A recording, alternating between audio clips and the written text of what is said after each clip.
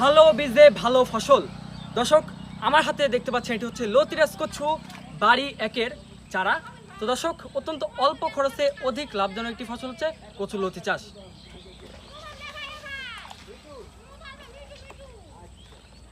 তো দর্শক, এই চারাগুলো যে দেখতে পাচ্ছেন প্রতিটা চারা গাছে অলরেডি 2 থেকে 3টি করে লতি কিন্তু চলে আসছে।